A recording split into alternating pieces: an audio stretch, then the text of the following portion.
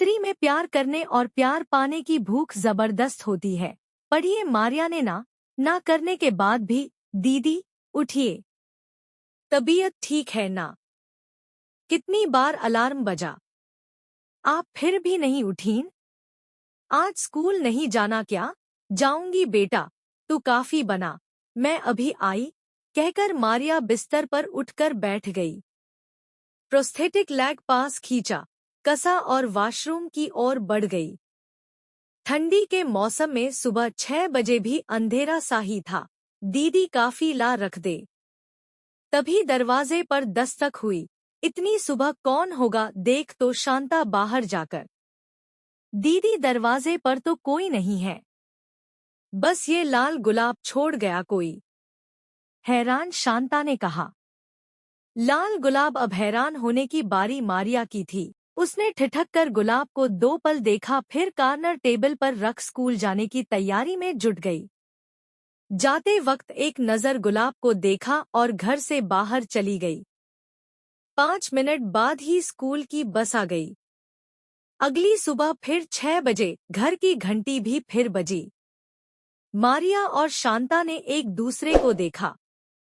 शांता बाहर गई और एक लाल गुलाब हाथ में लिए वापस आई। मारिया ने न जाने क्यों पर कल का गुलाब हटाया, नया रखा, ठहर कर देखा और स्कूल चली गई। रास्ता गुलाब के ही बारे में सोचते ही कटा। अगली सुबह 6 बजने से पहले ही मारिया दरवाजे के पास डट गई। जैसे ही घंटी बजी उसने तपाक से दरवाजा खोल दिया। एक बच्चा सामने खड़ा था। अचानक दरवाजे के खुल जाने से घबराया बालक फौरन बोल पड़ा, माफ करना दीदी, ये गुलाब मैंने खुद नहीं रखा, एक भैया के बोलने पर रखा है। मैंने तो बस 10 रुपए लिए हैं इस काम के। मारिया उसकी घबराहट देख मुस्कुरा दी। बोली, बेटा ये अच्छा काम नहीं है। कौन से भैया के कहने पर तुम ये गुलाब यहाँ छोड़ जाते हो? उन्हें मैं नहीं पहचानता दीदी, कोई बात नहीं, कल से मत आना। जी दीदी। मारिया मन में सवाल लिए अंदर आ गई। अगले दिन 6 बजे जब घंटी नहीं बजी तो वह निश्चिंत हो गई। पर 15 मिनट बाद घंटी बजी। मारिया के चेहरे पर तनाव उभर आया। शांता बाहर गई और लाल गुलाब लिए वापस लौट आई। आज उसके चेहरे पर शरारत भरी मुस्कान थी, पर मारिया का चिढ़ा हुआ चेहरा देखकर वह चुपचाप मारिया का लंच बॉक्स तैयार करने में जुट गई। अगले दिन गुलाब के साथ एक खत भी था। मारिया ने धड़कते दिल से चिट्ठी खोली। कैसी हो मारिया?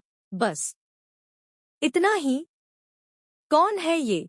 सारा दिन वह खत आंखों के सामने नाचता रहा। है कौन आखिर ये? रात में मारिया ने जवाब लिखा, आप मेरा नाम जानते हैं, ये तो मैंने जाना। बाकी कुछ न जानते हो तो मैं बता दूं कि मैं एक 32 साल की अकेले रह रही महिला हूँ। एक पैर से अशक्त हूँ और आपकी ये ओछी हरकतें मुझे अच्छी नहीं लग रही हैं। कृपया ये सब बंद करें और मुझे शांति से अपनी जिंदगी जीने दें। अगली सुबह 5:45 पर ही मारिया ने खत बाहर रखवा दिया और सोचने लगी कि अब मामला खत्म हुआ। हालांकि उसका मन वहीं लगा था।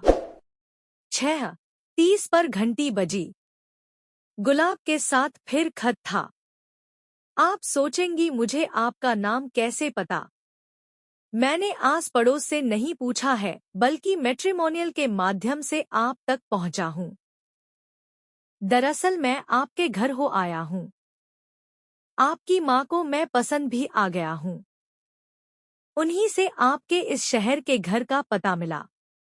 क्या आप मुझसे मिलना चाहेंगी?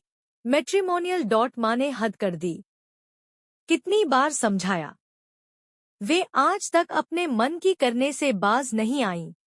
खत लिखा, जी नहीं, मैं आपसे मिलना नहीं चाहती। इस किस्से को यहीं खत्म कर दीजिए। लेकिन खत और गुलाब फिर भी आया। चूंकि आपने बड़ी साफगोई से अपने हालात बयां कर दिए तो मैं भी आपको बताना चाहता हूं कि मैं उम्र में आपसे बड़ा ही हूं। कुछ साल पहले तक मैंने काफी गलतियां की। बिगड़ा हुआ कह लीजिए।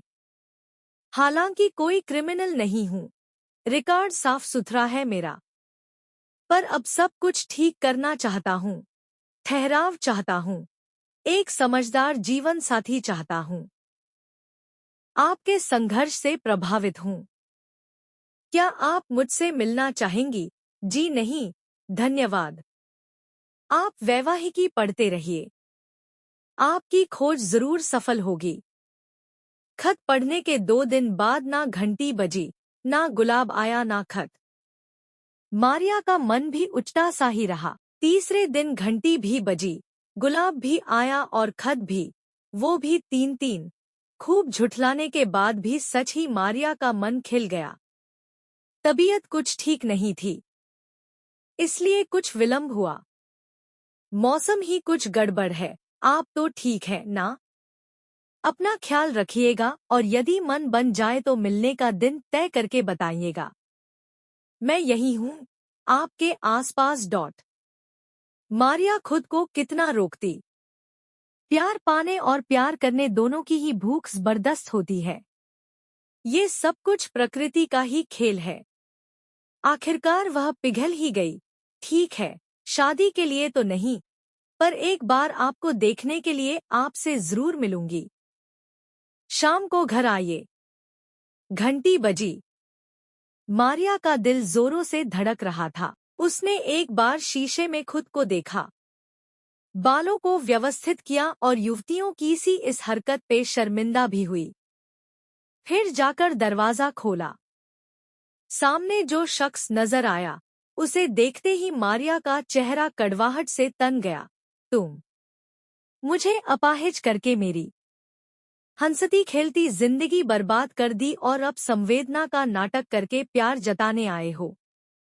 निकलो यहाँ से, अभी के अभी निकलो। देखो मारिया, वो एक्सीडेंट मेरी तेज रफ्तार के कारण गलती से हुआ। मौके से मैं भाग गया। ये मेरी दूसरी गलती और पापा ने जैसे पैसे दम पे तुम्हारी आवाज दबाई, वो उनका गुनाह। पर अब मैं बदल गया हूँ, काफी सुधर गया हूँ। पश्चाताप करना चाहता हूँ। हम दोनों की जिंदगी उसी मोड़ पर ठहर गई है। आओ बाहर निकलो, तोड़ो इस ठहराव को। हम मिलकर कुछ खुशियां जुटाने की कोशिश करेंगे। जीवन कुछ तो बदलेगा। अभी तुम गुस्से में हो। मैं जाता हूँ। हो सके तो सोचना मेरे बारे में। चले जाओ इसी वक्त। तुम्हारी वो धृष्टता भरी मुस्कान मैं आज तक नहीं भूली जो बेहोश होने से पहले मैंने तुम्हारे इस चेहरे पर देखी थी। तुमने सोचा भी कैसे कि मैं तुम्हारे बारे में कभी विचार करूंगी। मैं भी तुम्हारी वो दर्द और नफरत से भरी आंखें नहीं भूला। क्या तुम पुराना सब भुला नहीं सकती? चले जाओ, अब कभी मत आना। मारिया अंदर आ गई और तेज आवाज के साथ उसने विपिन के मुंह पर दरवाजा बंद कर दिया। फिर भी अगले दिन घंटी बजी और महीनों बिना नागा बजती ही रही। लाल गुलाब आते रहे और बिना किसी उम्मीद के एक तरफा खत भी। आखिर कब तक मारिया खुद को रोकती? औरत का दिल भला कब इतना सख्त हो पाया है? न चाहते हुए भी इंतजार तो उसे भी रहने ही लगा था। एक दिन एकांत में खूब सारा रो लेने के बाद उसने खुद को हल्का पाया और मन को ताज़ा। अपने मन की नफरत को दरकिनार कर उसने उस प्यार को स्वीकार किया जिसका अनुभव जिंदगी में पहली बार इन कुछ महीनों में उसने किया था। आज उसने भी एक खत लिख दरवाजे पर छोड़ दिया। शाम को दरवाजे की घंटी बजी। लाल गुलाबों का एक गलीचा सा मारिया ने अपने दरवाजे पर बिछा पाया। हैरान मारिया की आंखों से आंसू बह निकले। अगले ही पल वह विपिन की सशक्त बाहों में थी। दोस्तों, अगर हमारी कहानी अच्छी लगी हो तो हमारे चैनल को सब्सक्राइब जरूर कर लेना, क्योंकि मैं इस चैनल पर इसी तरह की स्टोरी वीडियो लेकर आता रहता हूँ। और दोस्तों, वीडियो में कुछ आनंद आया हो तो वीडियो को लाइक भी जरूर कर लेना और शेयर भी कर देना, और दोस्तों साथ ही साथ बेल आइकन को भी जरूर प्रेस कर दे, क्योंकि मैं जो अगली वीडियो लेकर आऊँगा उसका नोटिफिकेशन आपको मिलता रहेगा। धन्यवाद।